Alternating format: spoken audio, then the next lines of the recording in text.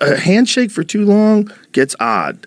Yeah, it gets a little odd. How Trump does the thing where he just pulls everybody. Dude, he got me. Let me tell you something. I was ready for it the first time. First time I met him, first of all, he has normal size hands. I have big hands. He has regular size hands. He's a big guy.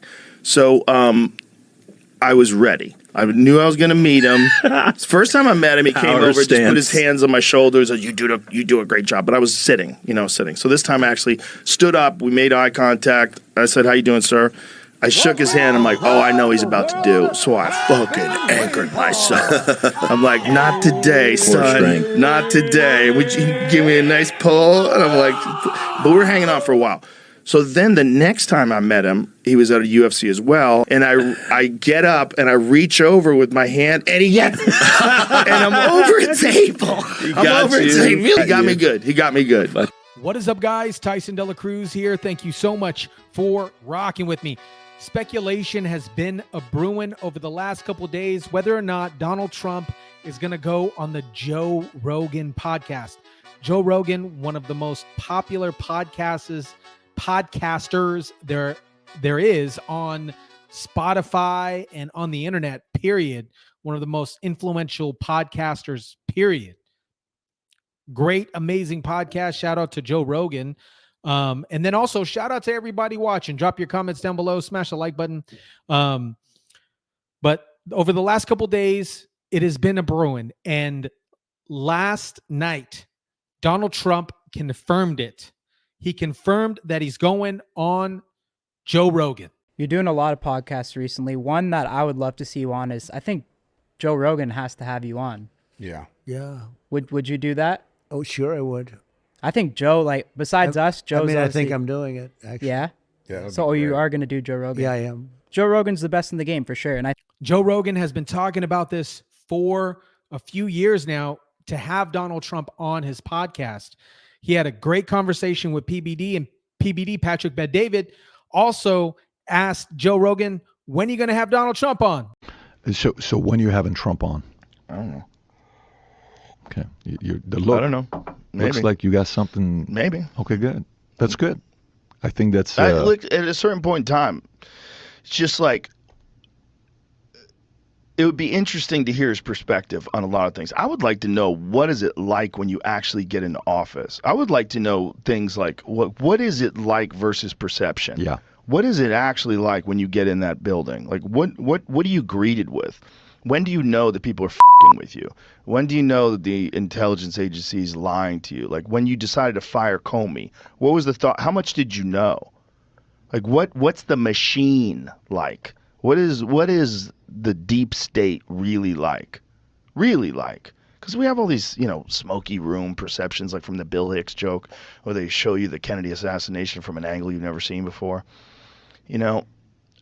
What is the machine that runs this country? Because it's very clear that it's not as simple as elected representatives that are doing the will of the people. It's not. It came up again when Joe Rogan was interviewing Matt Walsh. So the truth is that Trump could get into office. This happened last time. He was in office for 4 years. They act like it was the end of the world. Then he's out of office, and they basically reverse everything he did in like 2 seconds. Mm-hmm. A couple executive orders, whatever, and most of it never took hold anyway because the bureaucracy is entirely aligned against Trump. So that's the problem, is that even when Trump gets in there, he's handicapped in his ability to do anything because the entire federal government, he might be at the top of it, but everybody underneath him despises him, and they're all leftist. So and they could just reverse it the second that he leaves, and yet they still act like if he's in there that it's the end of the world. They still can't. You think they'd almost have an attitude? They're like, yeah, whatever, fine. Let them have it for 4 years. Yeah, it still won't matter because we're still going to be in charge of everything. Did you see the conversation where this woman was talking to someone from the from Trump's team, saying worried that he was going to weaponize the judicial system once he got into office, that if he got into office, he would weaponize the judicial system and go after his enemies. Oh, wow. And he says, like, what? Can't imagine. What are you saying? Are you, for you saying that and asking whether or not Trump would do that, you have to acknowledge the fact that that's absolutely happening to him right now. And Yeah. then she tries to push back against it, and he does a brilliant job of explaining how she's incorrect. But if he does get in office, then it gets very interesting, because then it's like, what can he do now? Like, how much different is his take on it now? Because one of the things that he said is the first time he got in, he didn't know anything about governing. He's like, I had to find people, and I picked some of the wrong people, but I know better now, and I could do a better job of it now, which kind of makes sense. Because if I wanted to talk to him, one of the things I would really want to ask is, what is it like? The first, when you actually get in there, they don't think you're going to be in there, and now all of a sudden you're the actual president. Like, what is the resistance like? What are the communications like? What can you say about how you have these conversations with these people, and how you govern, how you get things done? Yeah. How much power do you actually have? What is it actually like? Because we all have this sort of mystical view of what it's like to be the actual president, but very few people, and only one ever that's not a part of the system, has ever snuck through and attained that position. It's only him. Yeah, I'd be interested to hear his answer to that. It wouldn't surprise me if, in a weird way, when you become president, you feel very powerless once you're sitting there, because you realize that you're overseeing this just gigantic mammoth thing that's just so unwieldy. There's no way to really control it. Yeah. And especially in his case, you've got so many people within his own administration plotting against him. So is there a lot of people within his own administration now, you think, plotting against him, or only then? Do you think it's just like backstabby politics that just they do, period? I mean, at the time there certainly was. And I think he also made some bad choices in personnel. He made a lot of really bad. I mean, bringing guys like John Bolton in, there's no chance that you're not going to be undermined by somebody like that. And especially, in Trump's first campaign in 2016, drain the swamp was one of it was build the wall and drain the swamp and lock her up. Were the three big things.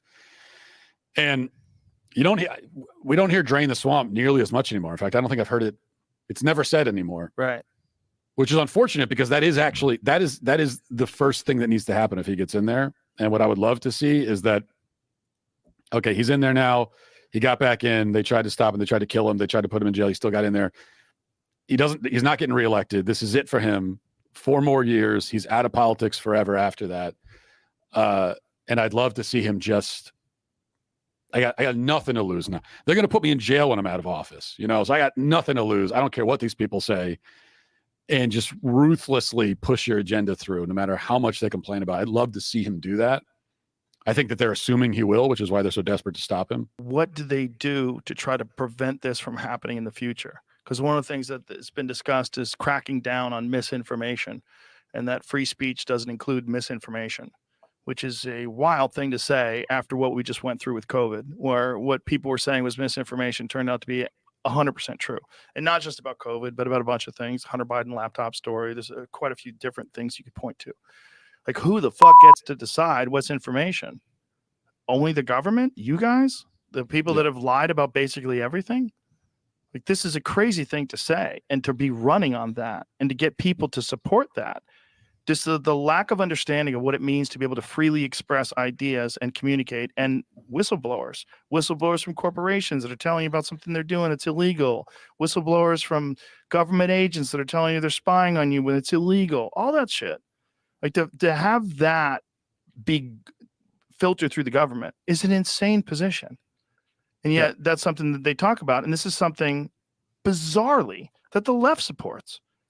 Well, even if it is most of the stuff they call misinformation isn't, but in the case when there's something that is it's just not true, plenty of that goes around the internet. That's still free speech too. You have the right to say things that are not, as long as you're not slandering somebody, you have the right to make claims about the world that don't happen to be true. So the idea that doesn't qualify as free speech is, of course, absurd.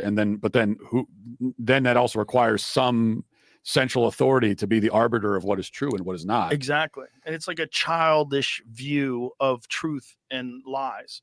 It's childish, because one of the only ways that people find out if something is correct or not is let someone say something that's incorrect, and then someone who knows a lot more comes along and corrects them. I'm telling you guys, a Joe Rogan podcast with Donald Trump on will break the internet, period.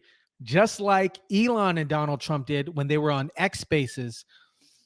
This is going to blow the internet. It's going to blow the internet like Kamala and Willie Brown. I am super excited to listen and to hear this interview. Donald Trump does amazing long form interviews. He's been doing great with media, just period. He's a very charismatic guy. He was recently on the Flagrant podcast with Andrew Schultz, did phenomenal. I am super excited for Donald Trump and Joe Rogan. Are you guys equally as excited to see Joe Rogan interview Donald Trump? It's going to break the internet, guys. Let me know what you guys think about this. Drop your comments down below. Smash the like button, share, subscribe. And as always, I'll catch you on the next one.